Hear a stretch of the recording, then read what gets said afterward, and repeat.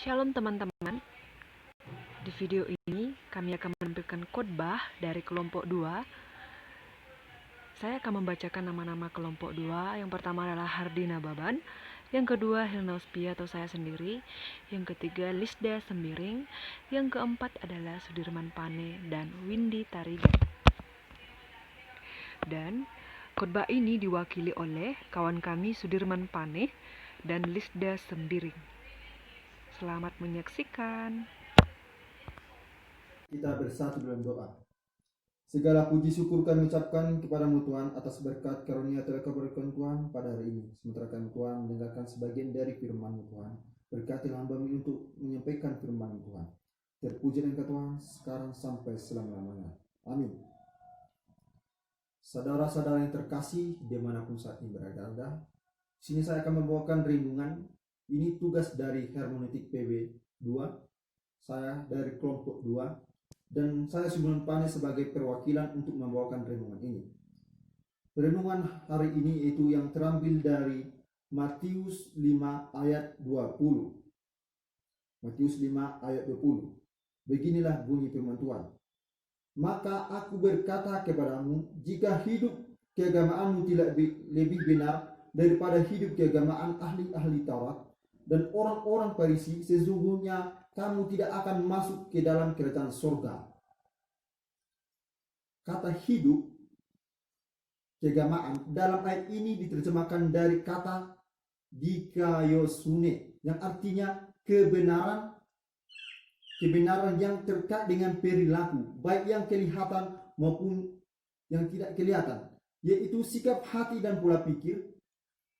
Dalam ayat ini diketahui bahwa Yesus menghendaki agar orang percaya memiliki kesalehan atau kesucian hidup yang luar biasa, melebihi tokoh-tokoh agama. Kalau dilihat dari secara implisit, Yesus mengungkapkan bahwa pengikut-pengikutnya harus memiliki kehidupan yang moral, yang unggul, melebihi standar moral agama manapun. Orang Kristen yang tidak mengenal hal ini pasti tidak memiliki perjuangan yang profesional, sehingga mereka tidak pernah mencapai target yang dikehendaki oleh Allah. Itulah sebabnya orang kaya yang saleh dalam Matius 19 dikatakan oleh Yesus harus meninggalkan standar keragamannya dan mengikuti Yesus dengan standar baru. Yang menjadi persoalan bagi orang percaya yaitu kesalehan atau kesucian. Apa yang sebenarnya Allah kehendaki? Kesucian hidup orang percaya memiliki ukuran atau standar kesucian Allah sendiri. Dalam Alkitab tertulis, kuduslah kamu, sebab aku kudus. Dan jika kamu menyebutnya Bapa, yaitu Dia yang tanpa memandang muka menghakimi semua orang menurut perbuatannya, maka hendaklah kamu hidup dalam ketakutan selama kamu menumpang di dunia ini. Itu yang terdapat dalam 1 Petrus 1 ayat 16 sampai 17. Allah Bapa menghendaki agar orang percaya adalah anak-anaknya dan memiliki kekudusan seperti kekudusannya. Itulah sebabnya sesungguhnya inilah maksud penebusan oleh darah Yesus itu. Dengan demikian menjadi kemutlakan bagi orang percaya untuk berkapasitas kudus seperti Allah. Kapasitas berkudusan artinya bisa melakukan segala sesuatu yang selalu sesuai dengan pikiran dan perasaan Allah. Kesucian bukan hanya sebuah keberadaan yang melainkan kemampuan untuk bertindak selalu sesuai dengan pikiran dan perasaan Allah.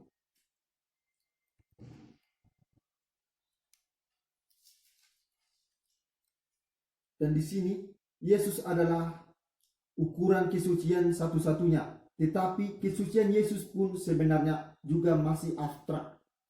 Itu tidak jelas. Itulah sebabnya setiap orang percaya harus memiliki pergaulan pribadi dengan Tuhan untuk mengalami proses pemuridan dan secara pribadi oleh Tuhan Yesus. Tentu melalui Roh Kudus. Hal ini sesuai dengan amanat agung Tuhan Yesus yang menyatakan agar semua orang bangsa dimuridkan oleh Tuhan Yesus. Pemuridan tersebut bukan hanya membuat orang tahu bagaimana hidup sebagai orang yang beragama Kristen dengan standar orang beragama pada umumnya. Menjadi orang yang suci bermaksud supaya kita selamat. Keselamatan bukan karena kesucian kita, melainkan oleh karena anugerah Tuhan Yesus Kristus di dalam hidup kita. Ini harga mati yang tidak dapat diubah sama sekali. Tetapi setelah kita memiliki kesempatan diperdamaikan dengan Allah, kita harus bertumbuh menjadi manusia yang suci. Seperti kesucian yang diperagakan oleh Yesus.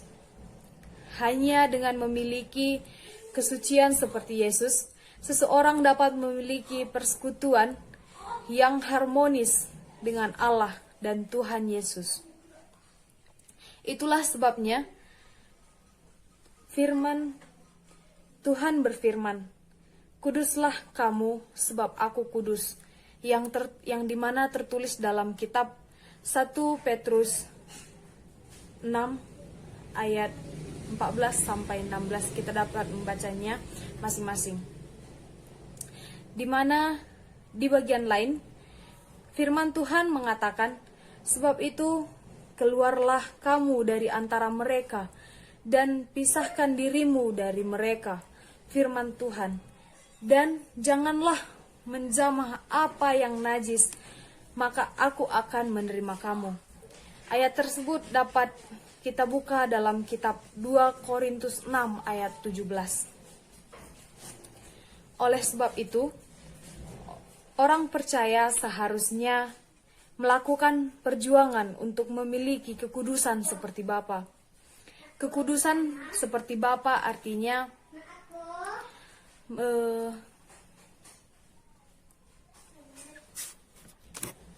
memiliki karakter seperti Bapa, yaitu kemampuan untuk melakukan segala sesuatu selalu sesuai dengan pikiran dan perasaan Allah. Dengan hal ini, seseorang dapat mengenakan kodrat ilahi atau mengambil bagian dalam kekudusan Allah. Hal ini haruslah merupakan perjuangan yang melebihi semua perjuangan apapun. Mestinya hal ini merupakan satu-satunya perjuangan orang yang percaya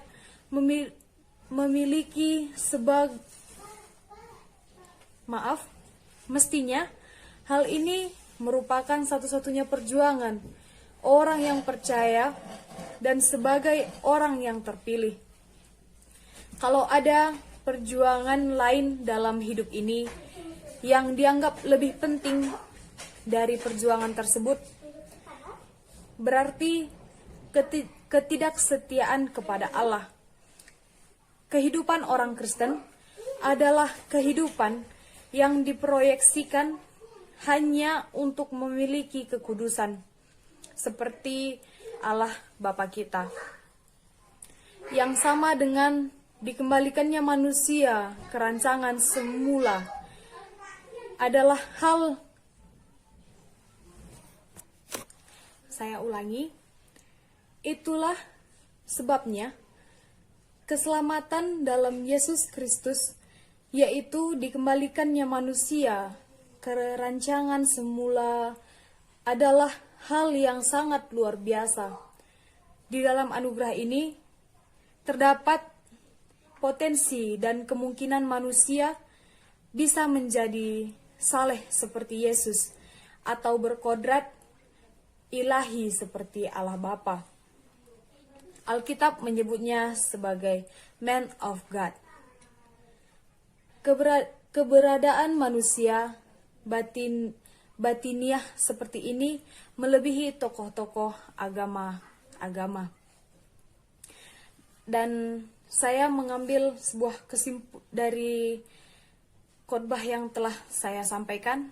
Kami mengambil sebuah kesimpulan. Setiap orang percaya haruslah melakukan perjuangan untuk memiliki kekudusan seperti Bapa, yaitu kemampuan untuk melakukan segala sesuatu selalu sesuai dengan pikiran dan perasaan Allah. Demikian yang dapat saya sampaikan. Sekian dan terima kasih. Sekian penyampaian khotbah dari kawan-kawan kami yang mewakili kelompok 2. Terima kasih. Shalom.